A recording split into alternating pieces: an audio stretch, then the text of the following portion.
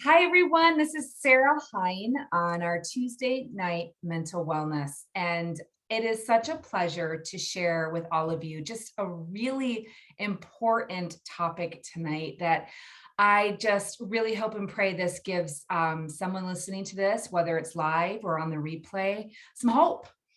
Because we're definitely, without a doubt, in some trying times and some stressful times. And the topic tonight, I really truly believe is probably the biggest part of tonight is we want to prevent. We want to prevent people from choosing the wrong things for coping in these stressful times, and also to give people the tools in which to help them do that. And I could not ask for two um, honestly more beautiful and strong.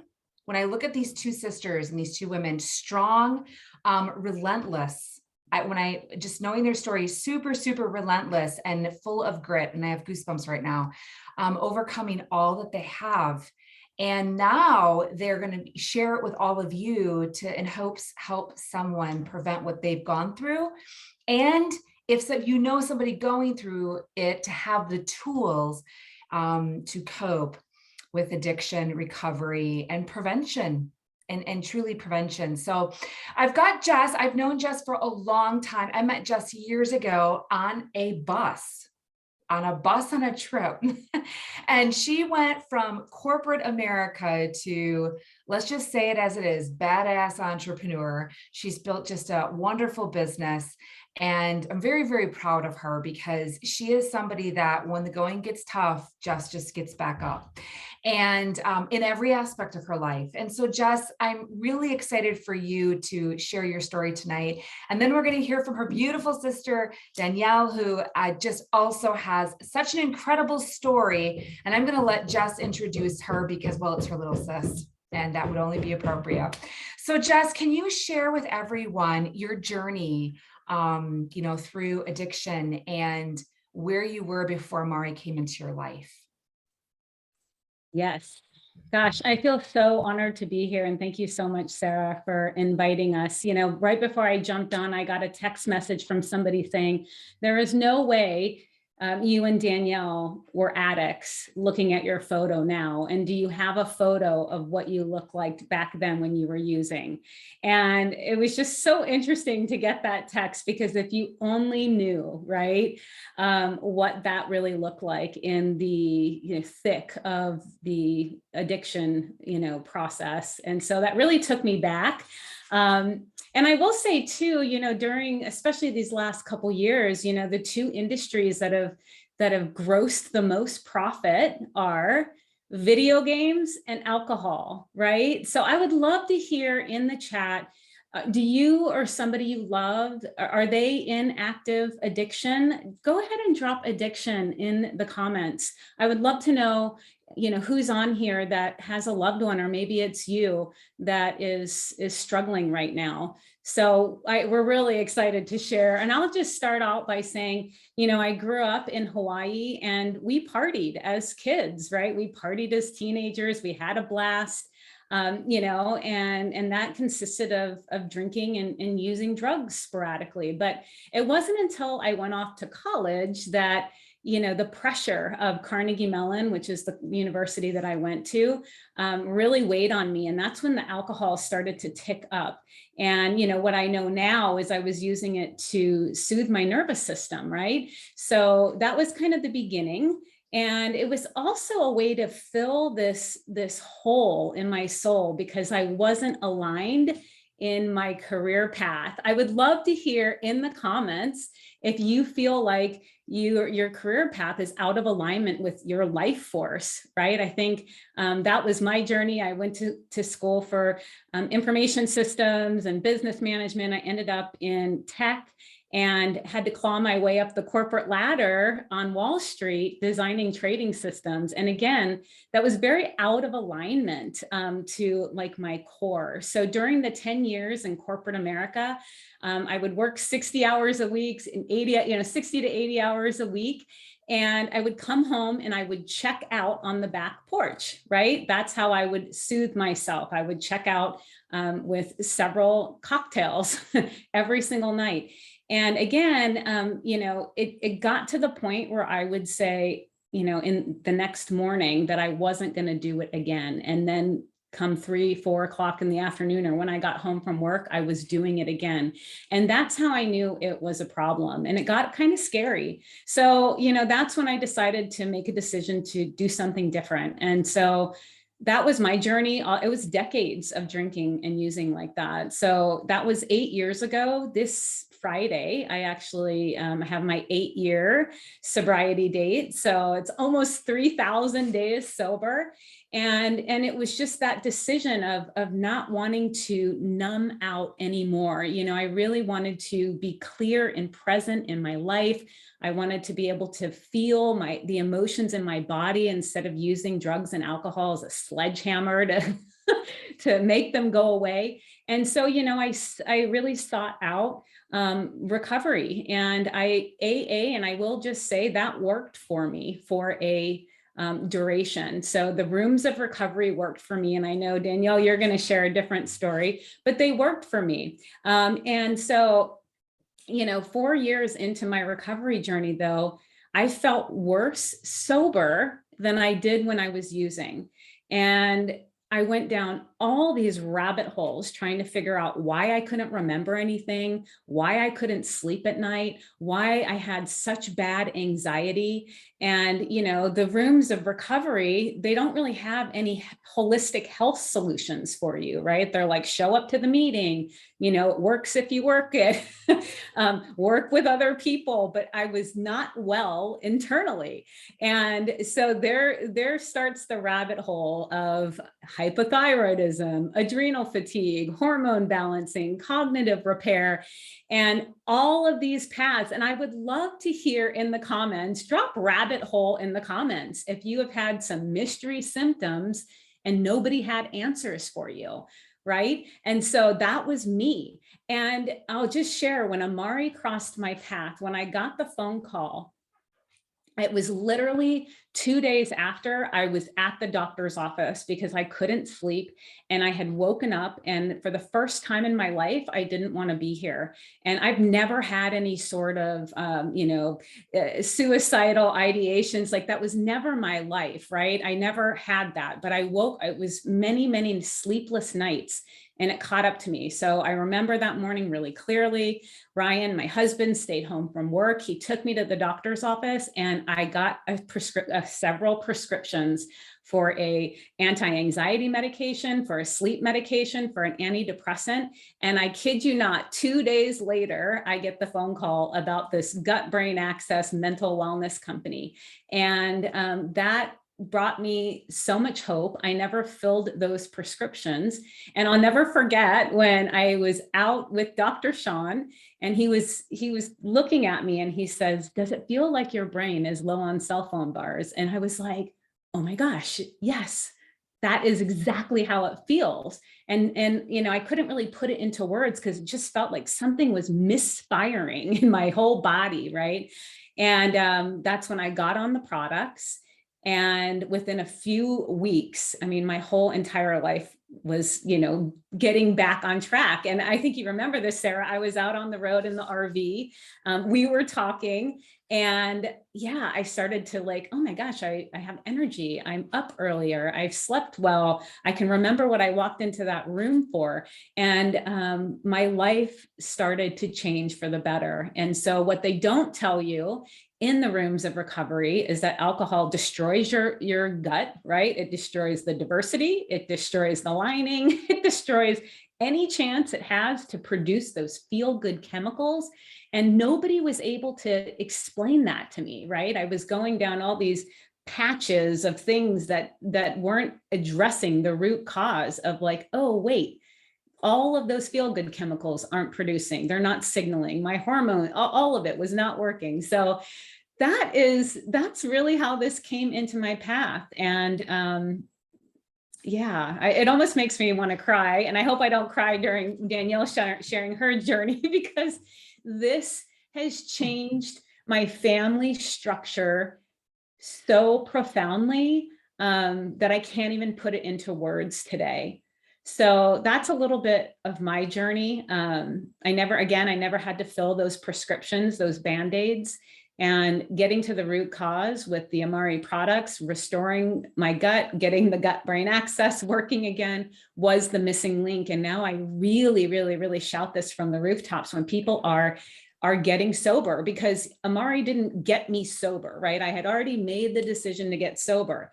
But then there's this whole bunch of repair that needs to happen. And nobody's talking about that in recovery, which is why I truly believe people relapse, because they feel so terrible that they feel worse sober than they did when they were drinking and using. And that's exactly how I felt. But I kept searching for the solution, and it finally came into my path 4 years into my recovery journey. So that's a little bit about my story. I would love to introduce my beautiful sister. It's been, yeah, this has been a long journey. Her and I used and drank together during our relationship, and I'll let her tell her story, but she lives a thriving life now as a sober rebel coach. And I'm just grateful that she's alive today. And I'm going to let her share her story. So Danielle. Ooh, I didn't think I was going to get so emotional on this. Let me just ground here for a second. It's so good to be on. So good to be on. Thank you, Sarah, for doing this. You know, it's so symbiotic to be on this live right now, as Jess comes up on 8 years sober on Friday, and I will be 3 years sober on April 1st. And so, yeah, this journey was definitely, we had parallel beginnings, and it ended a lot differently for both of us, but I think there's a lot of power in both of our journeys. For anyone that's out there that's listening to this, with anyone that loved ones that they care about that are still struggling in this, you know, this took me a long time to get right. And I think there was a point in time where nobody even thought that I was going to live through this, including myself. And I started at a young age. You know, I started experimenting with drugs and alcohol at a young age as a way, similar to what Jess said, to soothe my nervous system, to cope, to fit in, to fill the void of just not feeling comfortable in my own skin. And what started out as, you know, experimenting as a young child, you know, I didn't think there was anything wrong with it at first. And, you know, everyone else was doing it around me. It seemed to be normal. I was able to keep my life together up until a certain point. And, you know, we follow the traditional path in life of what we think we should do, right? And that's go to college, get a good job, figure things out, put money in your 401k, you know, get married, all of the things that you think you're supposed to do. So here I am on track in my 20s, going to college and really not having any sense of like purpose or really identity. And I think that's something that a lot of people in my generation also struggle with, millennials, right? We follow the career path and the traditional method of what we're supposed to do, and then we're left feeling really unfulfilled. And for me to fill that void, it was coping mechanisms such as drugs and alcohol. That was how I soothed. And, you know, college just amplified that. And I continued to drink and experiment with drugs. And there were points in time where I knew that I had taken it to a level further than other people, but, you know, it never really became a problem until my first job in corporate America.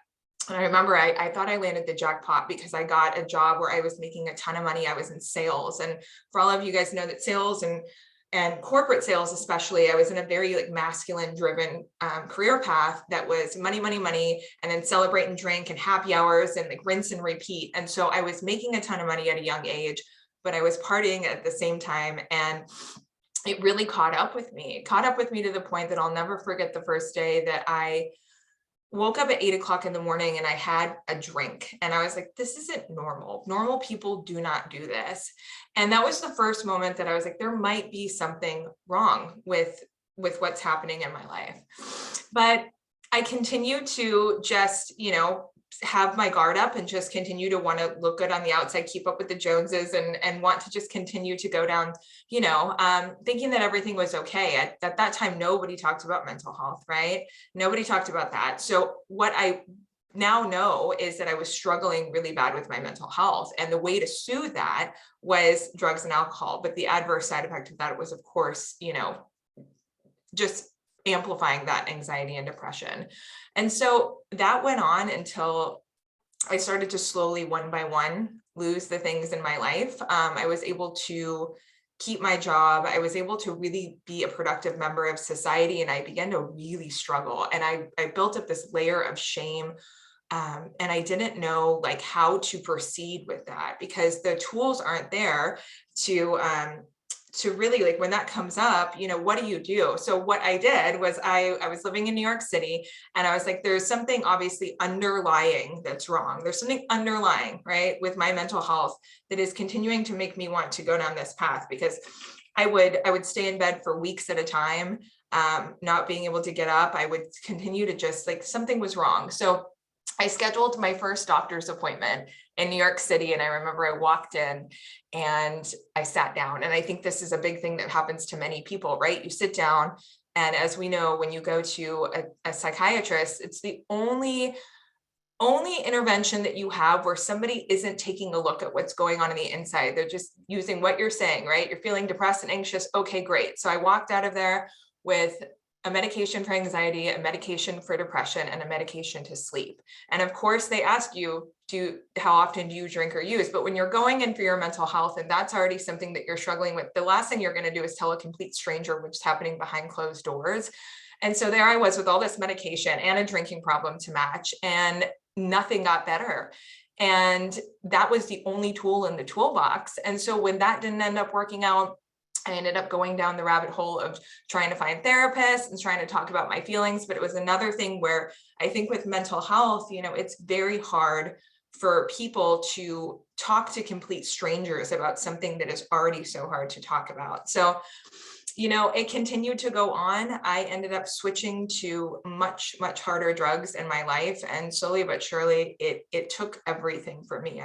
It took my job, it took my sanity, it took everything. And I was left at a point where I was in the loop of going in and out of treatment, right? 30-day treatment, which is the go-to for most people, right? Go to treatment for 30 days and then get out and go back and try to figure out your life. And what they don't teach you in rehab and treatment is how to, like Jess said, how to actually, they don't talk about health. They don't talk about how to actually repair your body, and you're left with just leaving and trying to go out into the world. And so I got stuck in the cycle of going in and out and going into rooms of recovery, only to meet people that, that introduced me to new things. And it didn't work. I took another, I'm going to say 5 years doing that, and nothing worked. And I gave up on the fact that anything ever would. And towards the end of my addiction, I was pretty much like obsolete from being a member of society, right? I was no longer working. I was struggling with my mental health. I was 90 pounds. I was completely broken on the inside, and I didn't know what to do anymore. And I remember I was actually at Jess's house, and I was waiting to get into another treatment center. And I was sitting outside, and I remember her on the phone talking about Amare. And I was like, if I ever get this right, that sounds like something that could change my life, because there's nobody talking about holistic mental wellness. And I never forget like hearing her talk about it. And I went on a couple years of still going in and out of the same thing.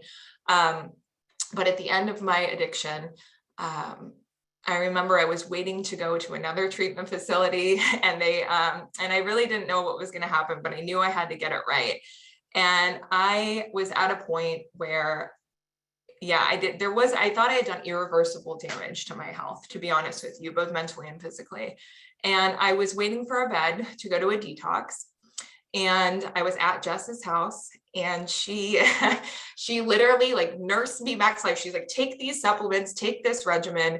And within that week, those 7 days before going to treatment, I was able to sleep. I was able to eat food. I was able to like actually function, so much so that I didn't even have to go to the detox, which is a requirement that you have to have before you go to treatment to get everything out of your system, because I was in such good shape. And I couldn't bring my supplements in with treatment to treatment with me. But when I got to treatment, I remember they were like, do you want to get back on your medication? And I was like, you can fill them. You can fill them, sure. But I never ended up taking them. I got out, I got right back on my Amare. And within 3 months of my recovery, I was living in sober living, and people were like, I don't understand. How are you doing all these things? I was working out. I was working a job where I'd be up at 4 in the morning. I was sleeping. I was full of energy. I was happy. I was like going after my days, and everyone was in sober living was like, I don't understand. And I was like, me either, but I just kept going. And 3 years later, I honestly, like, if I would have known what I knew now, I can't say enough about how much this was the missing link for so many things in my life, and how grateful I am that I know this. And now to this day, this is so near and dear to my heart. And I know so many people need this, and I'm never going to stop talking about this. So thank you. Wow. You're making me want to cry, because there is not a family that's not untouched by this in some way, shape, or form. In a very different way, when my husband was at his sickest point, all the meds that they wanted to put him on, they put him on such high amounts that the side effects nearly took his life. And literally, like it almost killed him. And I remember thinking, for the extreme pain that he wanted, all they wanted to do is keep prescribing opioids. And he would look at me and say, I don't want to get addicted. And I think of so many families that are in this same boat right now. And it's not to bash the medical community. It's not to bash all pharmaceuticals. There's a time and a place, but the tools to really help people just haven't been there. And we want to encourage all of you tonight by these powerful stories that, first of all, there's always hope. I mean, look at what these two amazing women went through. And it was time and time and time again, years. And, society could have given up on them. And there are so many people around all of us that maybe have struggled for a long time. It's never too late to be able to give them the tools to help them with the therapies, with the treatments. It takes it sounds like, to a whole new level. Is that fair to say, Danielle and Jess, that it took you to a whole different level you weren't able to reach before? Am I saying that correctly? So I think what the key component is with Amare is it helps you balance your nervous system, right? It helps you regulate your nervous system. And it does that through the gut-brain connection. And without a regulated nervous system, you make bad decisions, right? And so that's where this comes, and whether it's food, whether it's over whatever your coping or soothing mechanism is, right? This helps you balance that. And so, I mean, it's relevant in the addiction recovery world. I mean, it's crucial in the addiction recovery world, but it's applicable to everybody, right? In today's world of just the chaos that we're living in. Yeah, So, definitely. When you look at your journey, does it sound accurate to say that in the beginning it was to fit in, it was to deal with the stresses that you were going through, and it was that feel good, correct? Is that really, when you look back? Because when I always look at a situation, I look at, like, what's the part that started to get someone down the rabbit hole? And how can we prevent that as number one? And then when somebody is in the rabbit hole, how do we get them out of the hole? So when you look at the very beginning, what would you say to, like, a parent of a teenage kid right now that might see their child starting to go down that path? What are the signs you should watch for? What would you recommend? well, I think it's just really important, because what I've learned through this journey is and I think Danielle will probably say something similar, is that when I started using and soothing, it was because something was out of balance, right? It was a chemical imbalance, as they say in the psychopharmaceutical world.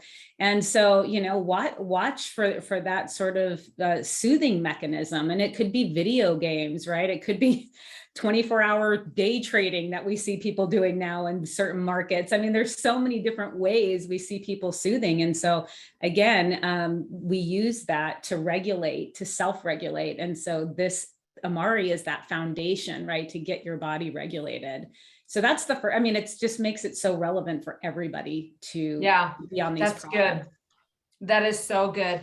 And I know people always ask, and so I'm going to ask both of you, what do you feel from Amare was a big missing link? Were there certain specific products that you felt like were a real game changer for you?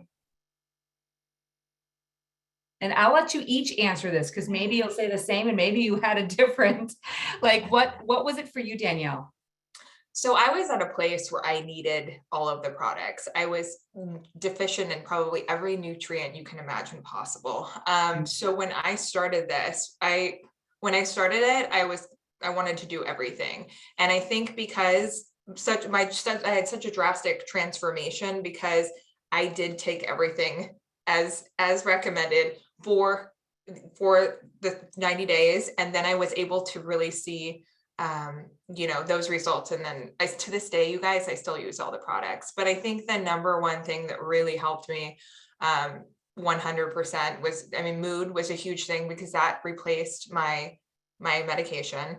And then the fundamentals pack, because I needed the support to rebalance everything in my body. Of course, all the, sleep relief, all of the things that help on top, but I think fundamentals and the mood were the biggest game changers for me. Yeah. Jess, how about you? Yeah, I will second that. That's the recommended protocol for sure. And then also getting your body after deciding to get sober, right? Your body is not able to break down and absorb nutrients from food. And so that's where we see people gaining the weight and, all of that. So, digestive is a huge component in that as well. So I remember when we put the protocol together for you, Danielle, it was mood. It was all the products, but I actually doubled up. I had you do digestive 3 times a day. And then we also added in the green probiotics to round it out. And I want to say we did that 3 times a day as well, at least for the first few weeks, just to get your body like you need I want to say a pharmaceutical dose, right? When you're working with a body that's in a state like that, right? So we really upped a lot of things to give you like a fighting chance. Wow. And what's interesting is you didn't even fully know what was going on, Danielle, but you said all of a sudden you were able to work and other people are like, how are you able to think and work and do all these things? And it was just like, you could feel again and you could think again, couldn't you? Yeah, well, one of the biggest things with early recovery and early sobriety is like the normal things that people joke about, right? Is you're going to sleep all the time. You're not going to have any energy. You're going to eat all the sugar and the junk food. And that's kind of like a running joke. And a lot of people do. They're running on coffee. They're smoking cigarettes. They're eating a bunch of sugar. They're gaining weight. Then their bodies are not able to really feel optimized. So for me, I remember I was able to look around and I'm like, this isn't happening to me. Like, I'm not having to sleep for a whole day straight. I'm not craving all of the junk food. I don't feel lethargic. I feel actually motivated. And right there, seeing that in front of my eyes, I was like, the only difference between me and this person, right, is what the protocol that I'm taking. And I was, like I said, so that's the biggest thing. So that's why it's such a missing link, because, you get out and then you're set free, and then you have your medications, and then you're just kind of like, as Dr. Sean would say, you're just languishing. And that's not how it should be. And this was for me, and all of the times previously that I got sober, I never had this experience. I too felt like such shit that I didn't want to do anything. And the real thing is like, if you take care of your mental health first, right, our mental wellness, as we know, the ripple effect means that you can do the physical health, the exercise, the healthy eating. You don't have the capacity to do that when your mental health isn't feeling good, because you go for those, those options of not the best thing for you. So that coupled in early sobriety, allowed me to have that full spectrum of healthy habits out the get-go. That was the biggest game changer. Well, ladies, I just want to thank you so much for your vulnerability. It's not easy to share the things that often we tend to hide behind or feel shameful. And there's no shame here. In fact, I truly, truly believe you're saving lives. I truly believe that you're equipping people with hope, people that might even be looking at themselves going, I didn't think I had a problem, but maybe I do. And really empowering people with some tools to help them. Amare is not going to kick everything, but it's amazing with the detox, with the rehab that you went through, that it was, as you both have said over and over again, this missing link that took you, that was able to restore. And so for those of you listening to this, talk to the person that brought you here. What have you got to lose? I mean, truly, what have you got to lose? I look at from my husband's different story, but very similar, where the medications that he was put on made him such a zombie, as he would say, that he lived in bed for months. 7 months in, he's like, I can't do this anymore. This is not a way to live. And now I look at him and he's a completely different person and he's off everything. And I listen to these two stories, and this is why I love doing what I do. I love this brand so much because it really is a missing link. So talk to the person that brought you here, and they'll guide you as to how to get started. Give it time. That is the other thing that I just briefly would like to ask, Danielle and Jess. What's powerful about both your stories is now you're years in. Jess, you're 8 years in. 4.5, 5 years with Amare. Danielle, 3 years. Am I saying that correctly? And I want you all to pay attention to that. Like, give it time. And these girls are still every day taking care of themselves. And I think that we've been brainwashed that we take care of ourselves till we're feeling better, and then we stop. And that's not how it works. Like, it's every day you feed the body. Every day you feed it the right things. Would you guys agree to that? That this is like a lifestyle that you do every single day?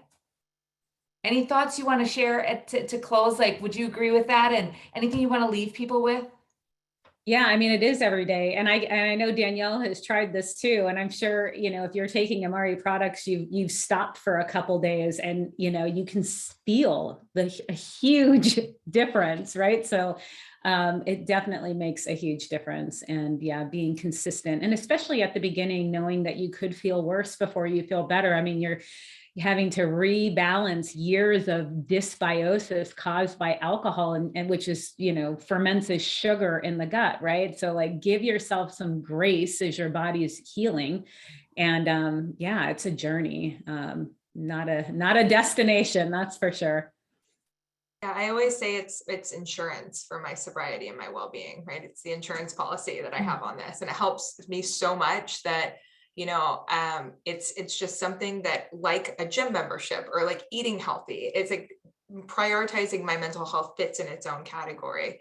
And for me, yeah, these products, it continued to get better, and that was enough for me. And so yes, this is a lifestyle. Wow.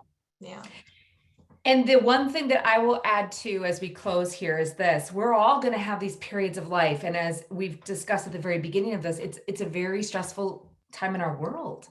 I mean, I was talking to someone today that reminded me that the last time our world has experienced what we're going through right now was before World War II. And none of us were alive. So think about that. Like, that really hit me. It was like, wow. And so when we're in these stressful moments, it's important to have the tools that you can take extra. And so just like Jess gave her sister some extra things when she was struggling, when you're under these like heavy moments of stress, you got a lot going on. I always say it like this. It's not scientific, but maybe you'll relate to this. It's like running a marathon. Your body is running a marathon. It's on fuel, it's on empty, and now it's just grabbing for whatever. And that's when you turn to those things. So when you're feeling that, now Danielle has the tools. She can take extra mood. She can take a double fundamentals. Jess has the things to help her sleep. If we don't get great sleep, everything is off. Everything. And most people are not sleeping good. And how can your body heal and restore and rest? So I'm really excited. If you're new here, talk to the person that brought you here, give it a shot, and give it time. And I hope to welcome all of you into our Amare family. And in 3, 4, 5, 10, 15, 20, 30 years, we have the next generation that all of us paved the way for, to say enough. We need to teach them about mental fitness, mental wellness, and that physical health will follow it. So God bless you guys for sharing your stories. I got goosebumps. I don't know about the rest of you, but I know the chat box has blown up with amazing comments.